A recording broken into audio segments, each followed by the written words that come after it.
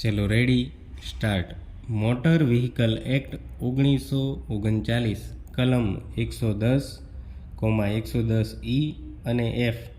Motor vehicle act 1939 કલમ 110 ફક્ત બાહ્ય એજન્સીના કારણે અકસ્માત સર્જાયો હોય ત્યારે આ પ્રબંધ હેઠળ ક્લેમ ટ્રિબ્યુનલને હકુમત મળતી નથી અને આવા વળતર માટે સિવિલ કોર્ટમાં જવું પડે. પણ બાહ્ય એજન્સી જેમાં મોટર વ્હીકલનો ઉપયોગ કરવામાં આવ્યો ન હોય, દાખલા તરીકે બળદગાડું, સાયકલ, ટ્રેન વગેરે, અને મોટર વ્હીકલના ઉપયોગના પરિણામે સર્જાયેલ અકસ્માત હોય તો આ કાયદાની કલમ 110 હેઠળ રચાયેલા ટ્રિબ્યુનલને વળતર નક્કી કરવાની સત્તા છે.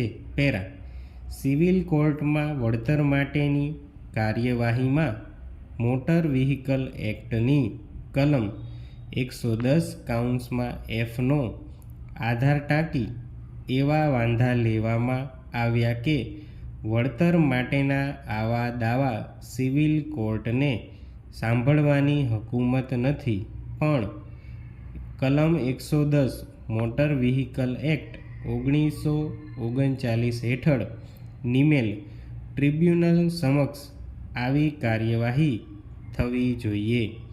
આ બાબતમાં વિવાદ પ્રવર્તતો હોય કાયદાની સ્પષ્ટતા માટે કુલ બેન્ચને કેસ રિફર કરવામાં આવ્યો. પેરા. ઘણીવાર એવા અકસ્માત સર્જાય છે કે જેમાં મોટર વ્હીકલનો ઉપયોગ થયેલ ન હોય. કલમ 110(1) એ પ્રમાણે છે કે વાહનોના ઉપયોગથી ઊભા અકસ્માતના વળતર માટે આ કાયદા હેઠળ સ્થપાયેલ ટ્રિબ્યુનલ સમક્ષ કાર્યવાહી કરવી જોઈએ. કલમ 2(18) હેઠળ મોટર વ્હીકલની વ્યાખ્યા નીચે પ્રમાણે આપવામાં આવી છે. મોટર વ્હીકલ એટલે રસ્તાઓ ઉપર ચાલવા માટે અનુકૂળ હોય તેવું યાંત્રિક ધક્કાથી ચાલતું વાહન જેને પાવરનો ધક્કો આંતરિક કે બાહ્ય ઉગમસ્થાન દ્વારા મોકલતો હોય.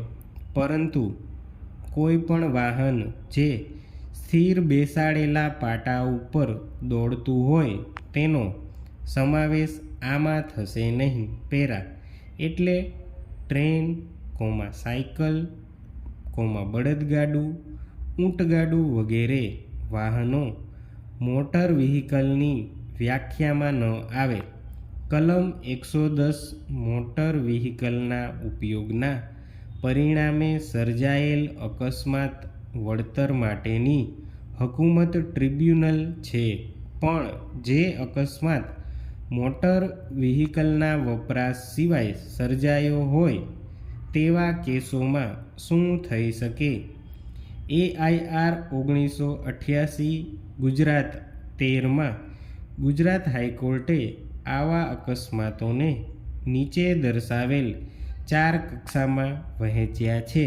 પહેલું, જ્યારે મોટર વ્હીકલનો ડ્રાઈવર જ અકસ્માત માટે કારણરૂપ હોય. સ્ટોપ.